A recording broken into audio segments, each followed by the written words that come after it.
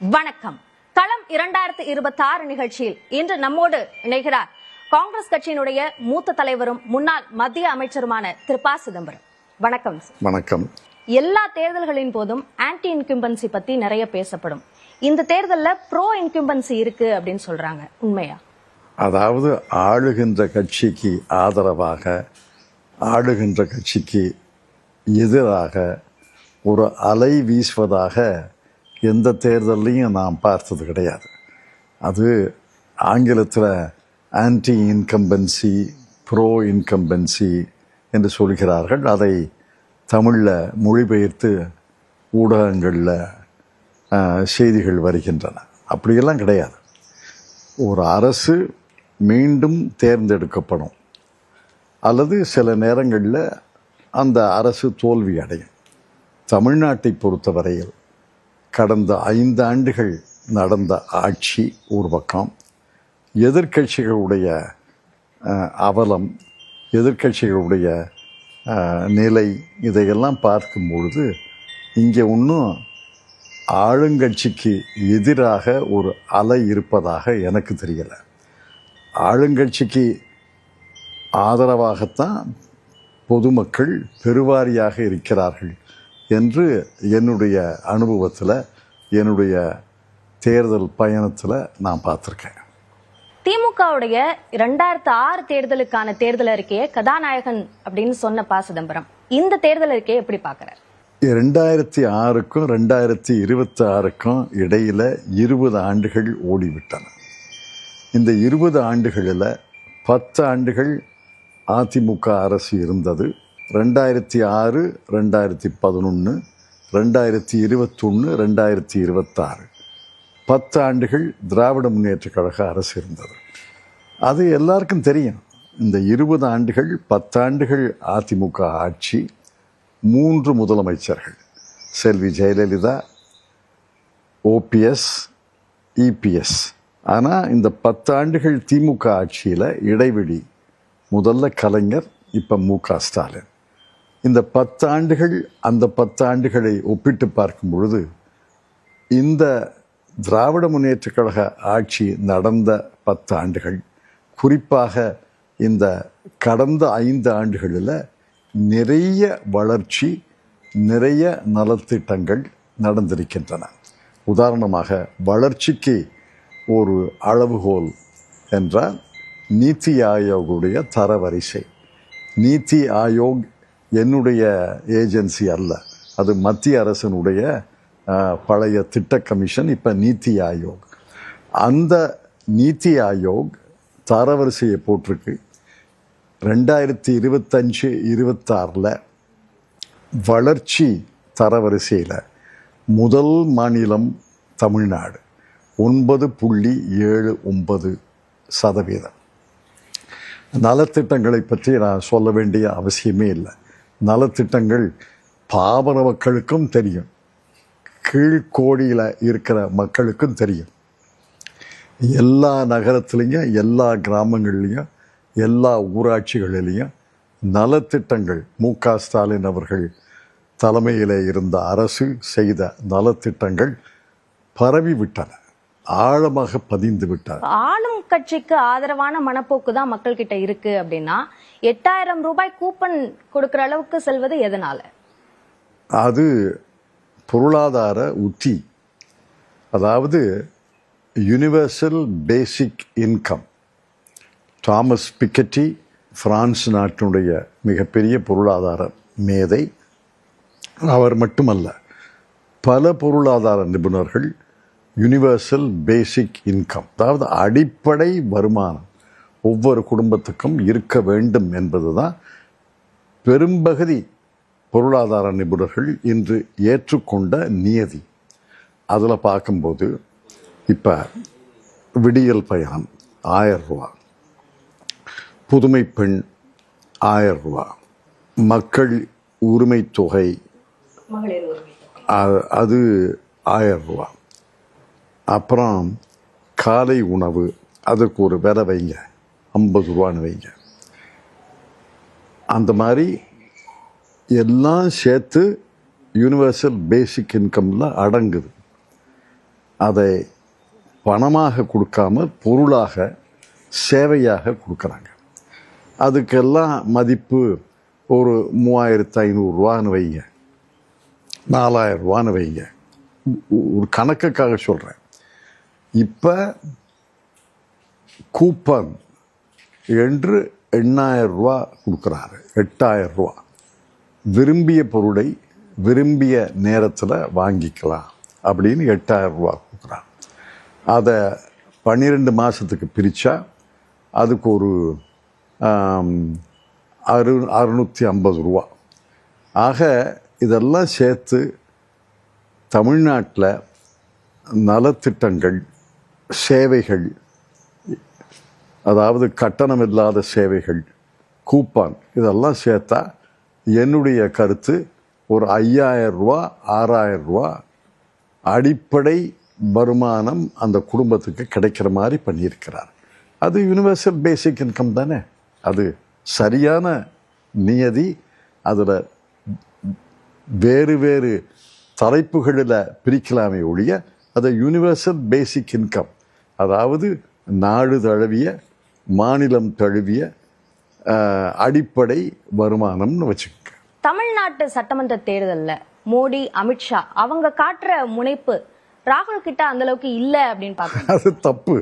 அவர்கள் காட்டுகிற முனைப்பு என்பது தவறான முனைப்பு, தீமையான முனைப்பு. ராகுல் காந்தி இங்கே முதன்முறையாக வரலை, தேர்தலுக்காக மட்டும் வரலை, பல முறை வந்திருக்கிறாரு, இந்த தேர்தலையும் வருவார். அவர் வருகை நன்மை பயக்கும் வருகை. மோடி அவர்களும் அமித்ஷா அவர்களும் வருகை தீமை பயக்கும் வருகை. அத வித்தியாசத்தை பாருங்க. முந்தைய தேர்தல் பரப்புரைகள்ல முதலமைச்சர் மு க ஸ்டாலினுக்கும் ராகுல் காந்திக்கும் இருக்கிற அந்த அன்னோன்யம் இப்போ குறைஞ்சிருக்கு அப்படின்ற இதெல்லாம் ஊடகங்கள் பரப்புகிற செய்தி. உங்க சாய்மானத்தை வைத்து, உங்க சார்பை வைத்து ஒவ்வொரு ஊடகமும் ஒரு செய்தியை பரப்புகிறது. அதெல்லாம் ஒரு சலனமா ஏற்படுத்தல எங்களுக்கு மத்தியில். தமிழக தலைமைச் செயலாளர் மாற்றப்பட்டது அது என்ன மாதிரியான தாக்கத்தை ஏற்படுத்தும், அல்லது அது குறித்த சில கண்டனங்களையும் கூட நீங்க பதிவு பண்ணியிருந்தீங்க, அது என்ன தாக்கத்தை ஏற்படுத்தும்? நீங்க மிக தவறு, மிக தவறு. அதனாலேயே திராவிட முன்னேற்ற கழகத்துக்கு போடாம இருக்கக்கூடியவர்கள் போடுவார்கள், வாக்கு பதிவு செய்வார்கள். ஏன்னா திரு முருகானந்தம் அவர்கள் அவர் 30-32 வருஷம் சேவையில் இருந்திருக்கிறாரு. நேர்மையான அதிகாரி, கண்டிப்பான அதிகாரி, அரசியல் சார்பில்லாத அதிகாரி, தமிழ் உணர்வு உள்ள அதிகாரி. அவரை ஏன் மாற்றணும்? அவர் மீது யாராவது எதிர்கட்சிகள் புகார் செஞ்சிருக்காங்களா? இல்லையே. இப்போ அஸ்ஸாமில் தேர்தல் நடந்தது, ஒருத்தரையும் மாற்றலையே. தலைமைச் செயலாளரையோ தலைமை காவல் அதிகாரியோ மாற்றலையே. பீகாரில் தேர்தல் நடந்துச்சு 5 மாதம் முன்னாடி, அதில் ஒருத்தரையும் மாற்றலையே. ஏன் மேற்கு வங்கத்தையும் தமிழ்நாடையும் குறிவைக்கிறாங்க? பாண்டிச்சேரியில் நடந்தது, மாற்றலையே. இது அரசியல் காழ்ப்பு. பாரதிய ஜனதா கட்சி ஆளாத மாநிலங்களில் அச்சுறுத்துகிறார்கள், அதிகாரிகளை அச்சுறுத்துகிறார்கள். தலைமைச் செயலாளரையே நான் மாற்ற முடியும், தலைமை காவல் துறை அதிகாரியை மாற்ற முடியும்னு அச்சுறுத்துகிறார்கள். இதெல்லாம் 10 நாளைக்கு தானே, 10-12 நாளைக்கு தானே. தேர்தல் முடிந்த பிறகு மீண்டும் திரு முருகானந்தம் அவர்கள் தலைமைச் செயலாளராக வந்து விடுவாருன்னு என்ற முழு நம்பிக்கை எனக்கு இருக்கிறது. அப்படி மாத்துறதுனால பாஜகவுக்கு என்ன லாபம் கிடைச்சிடும்? அச்சுறுத்தல், அதிகாரிகளை அச்சுறுத்தல். இப்போ மாவட்ட ஆட்சித்தலைவர் அவர் தான் மாவட்ட தேர்தல் அதிகாரி, அப்புறம் துணை ஆட்சியாளர், டிஆர்ஓ, வருவாய் மாவட்ட வருவாய் அதிகாரி, அவங்க தான் ஒரு சட்டமன்ற தேர்தலில் ரிட்டர்னிங் ஆஃபீஸர். அவங்களெல்லாம் அச்சுறுத்துறாங்க. இந்த பாரு, நான் சொல்கிறபடி கேளு, எங்கள் கட்சி சொல்கிறபடி கேளு, நாங்கள் ரகசியமாக செய்தி அப்படின்னா அதை கேளு, இல்லைன்னா மாற்றிடுவோம் அப்படின்னு அச்சுறுத்துறாங்க. இந்த அச்சுறுத்தலுக்கெல்லாம் தமிழ்நாடு அதிகாரிகள் பணிவார்கள் என்று எனக்கு நம்பிக்கை இல்லை. தமிழ்நாடு வர்சஸ் டெல்லி என்ற பரப்புரைய முதலமைச்சர் மு க ஸ்டாலின் எடுத்துட்டு போறார். இப்போ இதன் மூலமா தமிழ்நாட்டுல இரு திராவிட கட்சிகளிடையே தான் போட்டி என்ற அந்த களம் மாறி இருக்குன்னு புரிஞ்சுக்க வேண்டியது. இல்லை திராவிட கட்சிகள் இடையே தான் போட்டி. தமிழ்நாடு டெல்லி என்று சொல்லும் பொழுது அதனுடைய தன்மையை புரிஞ்சு கொள்ள வேண்டும். ஒரு அணி திராவிட முன்னேற்ற கழகம் தமிழ்நாடை பிரதிநிதித்துவம் செய்கிறது. ஒரு அணி அதிமுக என்ற போர்வையில் டெல்லி தானே போட்டி விடுகிறது. இப்போ எடப்பாடி பழனிசாமி அவர்கள் மரியாதைக்குரியவர். கடந்த தேர்தலில் பாரதிய ஜனதா கட்சி தலைவர்கள் இங்கே வந்து உடன்பாடு ஏற்பட்டது. இந்த தேர்தலில் எடப்பாடி பழனிசாமி அவர்கள் தானே டெல்லிக்கு சென்று உடன்பாடு ஏற்படுகிறது. ஒன்று. ரெண்டாவது, பாமக அமமுக ரெண்டையும் சேர்த்தது எடப்பாடி பழனிசாமி அவர்கள் அல்ல, அமித்ஷா தான் அவர்களை சேர்த்தார்கள் அந்த அணியில். மூன்றாவது, விஜய் கட்சியை சேர்ப்பதற்கு பாரதிய ஜனதா கட்சி முயற்சி செய்தது, அது தோல்வி அடைந்தது. அதனால இது பாரதிய ஜனதா கட்சியுடைய அணி தான். கேப்டன் தான் எடப்பாடி பழனிசாமி. ஆனால் கேப்டனுக்கு கோச் வந்து பாரதிய ஜனதா கட்சி. இப்போ இந்திய கிரிக்கெட் டீமுக்கு சுப்மன் கில் தலைவராக இருக்கிறார். ஆனால் கோச் தான் கௌதம் கம்பீரா, அவர் தானே கோச்சு. யாருக்கு அதிகாரம் இருக்கு? கோச்சுக்கு தான் அதிகாரம் இருக்கு. அது மாதிரி பாரதிய ஜனதா கட்சி திரு அமித்ஷா அவர்களுக்கு தான் அதிகாரம் இருக்கு. இவர் அவரை கோச் சொல்ற மாதிரி நடந்துக்கிற கேப்டன், அவ்வளவுதான். அதனால இது தமிழ்நாடுக்கும் டெல்லிக்கும் நடக்கிற தேர்தல். பாரதிய ஜனதா கட்சி தனியாக வந்திருந்தா 234 தொகுதியிலையும் டெபாசிட் எழுந்திருக்கும். பாரதிய ஜனதா கட்சி தனியாக வருவதற்கு அஞ்சி அதிமுக என்ற போர்வையில் அதிமுக என்ற முகமூடியை அணிந்து கொண்டு வருகிறது. அதை புரிஞ்சுக்குங்க. அதனால தான் முதலமைச்சர் அவர்கள் தமிழ்நாடுக்கும் டெல்லிக்கும் நடக்கும் போட்டி. இப்போ அவங்க மம்தா பானர்ஜி கூட சொல்கிறாங்க, பெங்காலுக்கும் டெல்லிக்கு தான் போட்டி. அங்கே இருக்கிற பாரதிய ஜனதா கட்சி தலைவர் மேற்கு வங்காளத்தில் சுவேந்து அதிகாரியோ அவரோட போட்டி இல்லை. அவருடைய திருமதி செல்வி மம்தா பானர்ஜியுடைய போட்டி அமித்ஷாவுக்கும் நரேந்திர மோடி தான். அது எல்லா மாநிலத்திலையும் அதான் நடக்குது. தேர்தலுக்கு பிறகு கட்சிகளை உடைக்கிறதுக்கு பாஜக முயற்சிக்கும் என்று திருமாவளவன் சொல்றாரு. அந்த சந்தேகம் சரியா மிகையா? அது பழைய வரலாறு சொல்கிறது. திருமாவளவன் சொல்லல, பழைய வரலாறு சொல்லுவதை திருமாவளவன் சொல்கிறார். அதை நான் சொன்னா அது பழைய வரலாறு, திருமாவளவன் சொன்னா அதுவும் பழைய வரலாறு தான். எத்தனை கட்சிகளை உடைத்திருக்கிறது, எத்தனை கட்சிகளை அவர்கள் ஆங்கில ஹிந்தி சொல்ல சுவாகா செய்திருக்கிறார்கள். ஹரியானாவில் 2 கட்சிகளோடு தோழமை இருந்தார்கள், முழுங்கிட்டாங்கள. பஞ்சாபில் அகாலி தளத்தோடு கூட்டணி வைத்திருந்தார்கள், அகாலி தளத்தை முழுங்கிட்டாங்கள. ஒரிசாவில் நவீன் பட்நாயக் கட்சியை ஆதரித்தார்கள், அவரோடு உற வைத்தார்கள். நவீன் பட்நாயக்கை காலி பண்ணிட்டாங்களே. அண்மையில் நடந்தது பீகாரை பாருங்க.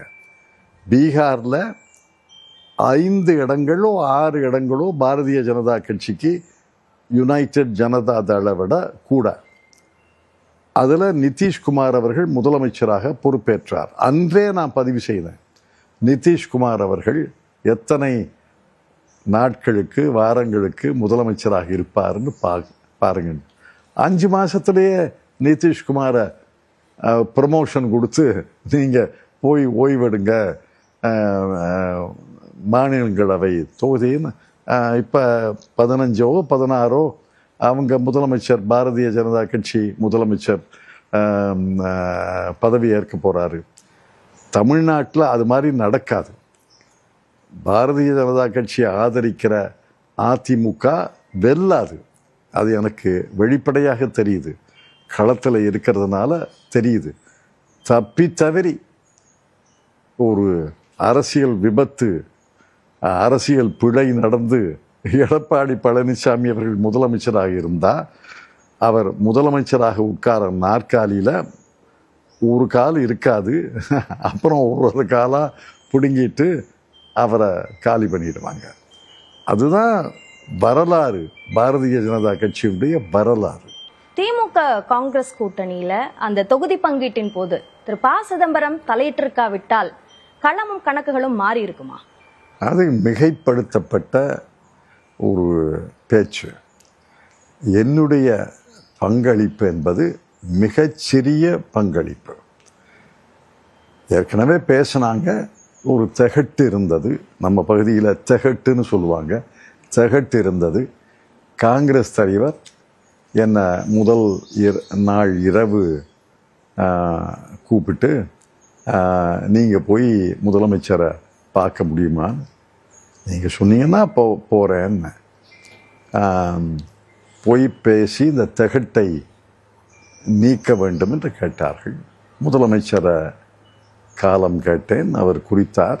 காலையில் போனேன். ஒரு 40 நிமிஷம் 45 நிமிஷம் தான் பேசணும். உடன்பாடு ஏற்பட்டது. அதை வண்டியில் திரும்பி வரும்போதே செல்வ பெருந்தகை வைத்துக்கொண்டு திரு கார்கே அவர்களை தொலைபேசியில் அழைத்து உடன்பாடு ஏற்பட்டு விட்டது, நீங்கள் பேசி அது உடன்பாடு எப்போ கையெழுத்து போடலாம்னு பேசினீங்கன்னா அந்த பிரச்சனை தீர்ந்து விடும்னு சொன்னேன். அன்னைக்கு ராத்திரி பேசினார். மறுநாள் கையெழுத்து போட்டாங்க. என்னுடைய பங்களிப்பு என்பதை மிகைப்படுத்தப்பட்டது. திரு விஜய்க்கு கட்டுக்கடங்காத கூட்டம் கூடுது. அத ஒரு அரசியல் அனுபவம் மிக்க ஒரு தலைவராக அது வாக்குகளாக மாறும் நினைக்கிறீங்களா, அல்லது வாய்ப்பு இல்லைன்னு நினைக்கிறீங்களா? வாக்குகளாக அனைத்து கூட்டமும் மாறாது.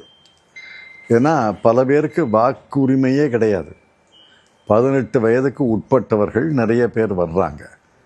விஜய் அவர்களுக்கும் அவருடைய 18 வயதுக்கு கீழே இருப்பவர்களுக்கும் என்னுடைய அன்பான வாழ்த்துக்கள். ஆனால் அது வாக்காக மாற முடியாது. அவங்க வாக்காளர் பட்டியலில் அவங்க பேரே கிடையாது.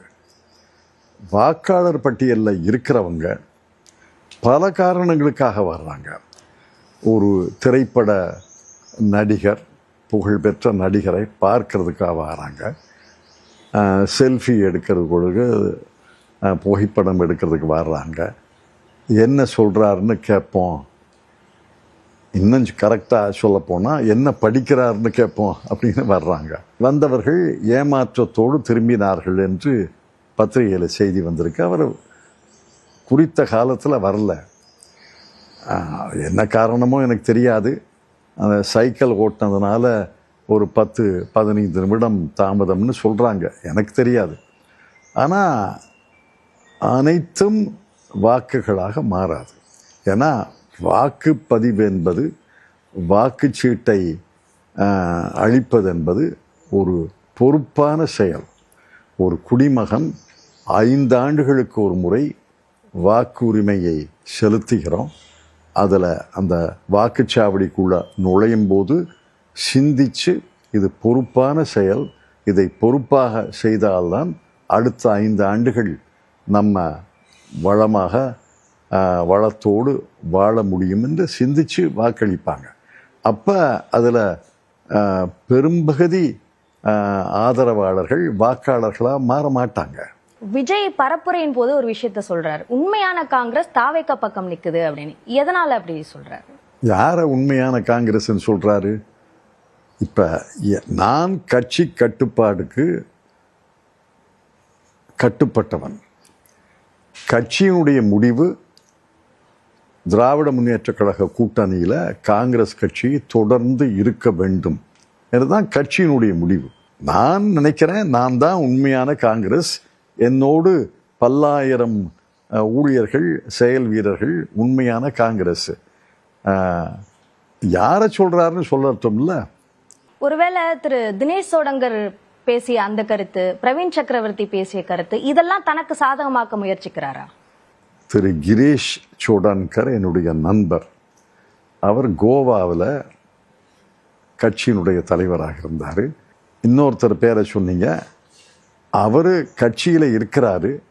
ஆனால் கட்சி அமைப்பு, கட்சி வளர்ச்சி, கட்சி வளர்ப்பு, கட்சி கூட்டங்கள், கட்சியில் அதுக்கெல்லாம் அவருக்கு தொடர்பே கிடையாது.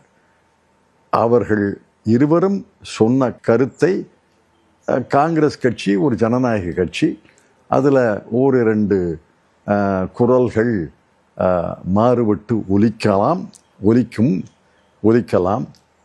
அது மாதிரி எடுத்துக்கணுமே ஒழிய அது உண்மையான காங்கிரஸ் போலியான காங்கிரஸ்ன்னு பிரித்து பார்ப்பதே வேடிக்கையாக இருக்கிறது. இன்னும் சொல்லப்போனால் பேதமையாக இருக்கிறது. அதை எப்படி பிரித்து பார்க்குறாரு? ஒரு ரெண்டு குரலை உண்மையான காங்கிரஸ், மற்றவர் அவர் சொல்கிறாரான்னு சொல்கிறத நீங்கள் சொன்னதுனால சொல்கிறேன். அவர் உண்மையான காங்கிரஸ் என்று விஜய் அவர்கள் உண்மையான காங்கிரஸ் என்று எதை குறிப்பிட்டார் என்று எனக்கு தெரியாது. அவரை பார்க்கும்போது கேட்குறேன். அதாவது அவர் சொன்ன வார்த்தை எக்ஸாக்டா இதுதான். பெட்டி கொடுத்து காங்கிரஸ பைக்குள்ள போட்டுக்கிட்டாங்க திமுக, ஆனா உண்மையான காங்கிரஸ் தாவேக பக்கம் இருக்கு என்ற விமர்சனம். யார் உண்மையான காங்கிரஸ் சொல்லணும்ல? பெட்டி கொடுத்தாங்கன்னா நான் இப்போ பேட்டி தர்றேன், கடந்த ஒரு வாரமாக களத்தில் இருக்கிறேன், எனக்கு பெட்டி கொடுத்தாங்களா? இதெல்லாம் காங்கிரஸ் கட்சியினுடைய செயல் வீரர்களை சிறுமைப்படுத்தும் செயல். நான் சொல்கிறேன்னா, விஜய் கட்சி ஆதரவாளர்கள் ரசிகர்களை பார்த்து நீங்கள் பெட்டி கொடுத்து தான் நீங்கள் வந்தீங்கன்னு சொல்கிறேன்னா, அந்த மாதிரியெல்லாம் நான் பேசி பழக்கமில்லை, பேசுவதை நான் மதிப்பதும் கிடையாது. தமிழக தேர்தல் களம்ல 4 முனை போட்டி நிலவுது அப்படின்ற ஒரு கருத்து உருவாகிறதுக்கு நாம் தமிழர் கட்சி ஒரு முக்கியமான காரணம். அவர்களுடைய வளர்ச்சி கடந்த தேர்தல்களில் தொடர்ந்துகிட்டே இருக்கு அப்படின்னு சொல்லப்படுது. நீங்க குறிப்பிட்ட இந்த 8000 ரூபாய் கூப்பன், மகளிர் உரிமை தொகை, இந்த விஷயங்கள்லாம் இலவசங்கள், அதற்கு எதிரானவர் தான் என்று முன்னிறுத்தி தன்னுடைய பரப்புரையை மேற்கொள்கிறார். அவருக்கான இடம் களத்துல எப்படி இருக்குன்னு? முதல்ல 4 முனை போட்டி அல்ல, இது இருமுனை போட்டி தான். திராவிட முன்னேற்ற கழக தலைமையிலே ஒரு அணி, பாரதிய ஜனதா கட்சியின் தலைமையிலே ஒரு அணி, 2 அணி தான் போட்டி போடுகிறது. நாம் தமிழர் கட்சியினுடைய திரு சீமான் அவர்கள், அவர் பார்வை வேற. நான் சொன்னேன் அவர் இலவசம்னு பார்க்குறாரு, நான் அதை நாடு தழுவிய அடிப்படை வருமானம் என்று பார்க்குறேன். அவர் ஃப்ரீ பீன்னு பார்க்குறாரு, நான் யூபிஐன்னு பார்க்குறேன். எங்களுடைய பொருளாதார பார்வை வேறுபட்டது. அவர் கருத்து அவருக்கும், என் கருத்து என்னுடையது. இது ஃப்ரீபி அல்ல, இது யூபிஐ. மீண்டும் மீண்டும் சொல்கிறேன், இது இலவசம் இல்லை, இது தமிழ்நாடு தழுவிய அடிப்படை வருமானத்தினுடைய பங்கு. இறுதியான கேள்வி, நிறைய கருத்து கணிப்புகள் வருது. அரை நூற்றாண்டு கால அரசியல் அனுபவம் உள்ள உங்களுடைய கணிப்பு இந்த தேர்தலில் என்ன? இந்த தேர்தலில் என்னுடைய கணிப்பு ஆரம்பத்திலிருந்தே ஒரே கணிப்பு தான். திராவிட முன்னேற்ற கழகம் அணி வெற்றி பெறும். மீண்டும் திராவிட முன்னேற்ற கழக அரசு அமையும். மீண்டும் திரு மு.க. ஸ்டாலின் அவர்கள் முதலமைச்சராக வருவார். இதை நான் 2-3 மாதமாக சொல்கிறேனே. நான் அடிக்கடி தொகுதியில் சுற்றுப்பயணம் செய்கிறேன், பல 100 பேரோட பேசுகிறேன், நேரடியாக பேசுகிறேன், தொலைபேசியில் பேசுகிறேன். நடுநிலையாளர்கள் கருத்து எனக்கு வருது. அதையெல்லாம் பார்த்து நான் சொல்கிறேன், இந்த தேர்தலில் 2026 சட்டமன்ற தேர்தலில் திராவிட முன்னேற்ற கழகத்தின் மதச்சார்பற்ற முற்போக்கு கூட்டணி வெற்றி பெறும். உங்களுடைய நேரத்திற்கும் கருத்து பகிர்வுக்கும் நன்றி. நன்றி.